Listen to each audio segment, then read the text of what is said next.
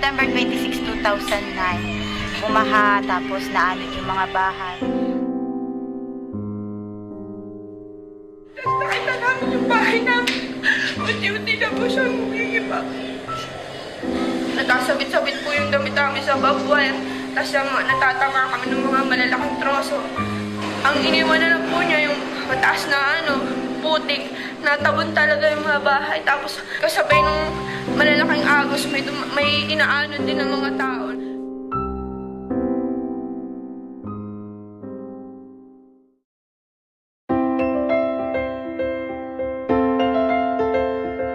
Plan Philippines has been helping protect children's basic rights, like the right to be protected during emergencies. They've been doing this for over 50 years. Plan works in 7 provinces, around 33 municipalities, and more than 400 barangays, and even outside those areas, as much as 14 regions, 35 provinces, 78 municipalities, and 894 villages. Every child has the right to grow up in a community that is safe and resilient. So for Plan, who works in the poorest of the poorest communities, working on disaster risk reduction is a very logical thing to do. We invest a lot of energy and time and also financial resources in those communities, and it doesn't make sense to do that if you don't address disaster issues. So we actually incorporate in all of our programs disaster risk reduction, and we do it from a child-centered point of view. Plan Philippines works on making sure all their workers and managers are well trained on disaster risk management, including reduction of disaster risk into all their programs like on education, protection, health, WASH, governance, and livelihood, responding to disaster situations, participating continuously in outside networks, influencing policies and priorities at all levels of government, and making sure DRM is linked to all internal policies and practices. Wala kaming kaalaman, wala kaming gamit. Ngunit nang dumating ang mga international organization na katulad ng Plan Philippines, na kung saan sila ay nag-provide sa amin ng trainings, ng equipment, natutunan po namin ang paggamit nito at ang pag-save ng lives and properties ng mga tao. Kaya nung dumating po ang Bagyong Habagat, zero casualty po kami. Sa mga trainings na na-accord namin sa Plan Philippines, katulad ng mga skills training, mga rope rescue, so nagamit namin yan sa mga real-life operation, then lalo na sa mga responses, then kung may mga bagyo, so gamit na gamit yung mga trainings na na-acquire namin sa kanila. At ito rin yung mga tinuturo namin sa community. In 2007, Plan Philippines began teaching children to respond better in disasters. They are now world famous for this. We strongly believe in the fact that children can be agents of change and can play a very important role in disaster risk reduction, both in their schools but also in their communities. Children have a voice, children can hold their local government units accountable and therefore should be heard. So for us, it's really important that we start with the child. Excited po sila sa pagsali nila sa disaster risk management training na kung saan na-enhance po yung kanilang mga kakayanan. Doon din po na naging responsible sila pagdating ng may disaster, naging aware sila. So, naging volunteer po sila ng Municipal Disaster Risk Reduction Management Council. And tuwing mga ganong kalamidad, kasama namin sila dito sa ito.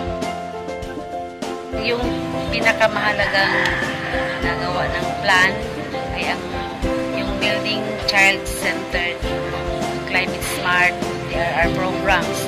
Binibuild up ang mga bata sa community awareness through film showing, theater presentations, at nag-conduct din ng mga disaster drills sa schools at nag-participate din ng mga bata sa community awareness through to the forum level. Napatag niya akong i-first aid. Buto ako rin, ikon nga, inimpyuhan niya, ingat sa klinik. Buto. Siyempre, proud din ako kasi nakatulong ako sa kanila.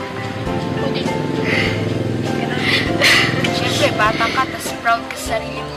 Nakakatulong ka sa iba, yung pinutulungan mo, mga malalakihan. Tapos, parang nakakataba ng puso na yung mga kasama mo, mga may edad na, tapos ikaw lang yung bata. May pagmayabang para sa sarili mo.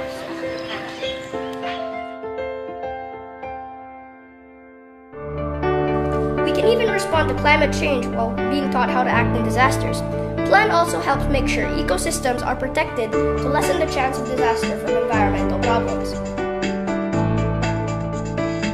Yung pinakamahalagang project namin in relation to climate change ay ang programa ng 2 Million Trees Project for Green San Francisco. Ito ay programa na magtatanim ng puno in 5 years, 2 million trees in 5 years. Sa ngayon, meron na kaming 307,000 na natanim na puno sa different planting areas dito sa San Francisco. Marami na nakukuha isda. Tsaka, karamihan kasi dito sa mga tao sa aming barangay, one of source of livelihood din isda. Lang, nakaasa ng dito. Kaya, malaking tulong talaga yung pagtanim ng mangrove. Kapag may mga disaster, nakakatulong yung mangrove. Kunwari, may tsunami, hindi malakas yung impact papunta sa mga bahay kasi merong mga mangrove na pwedeng maging matanda sa dagat.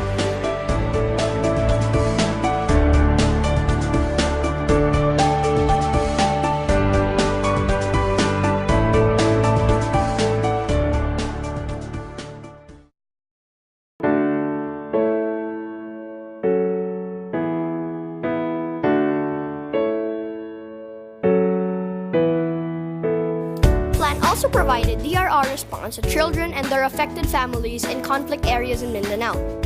In 2009, Plan joined hands with UNICEF to try and stop this so children are not used this way.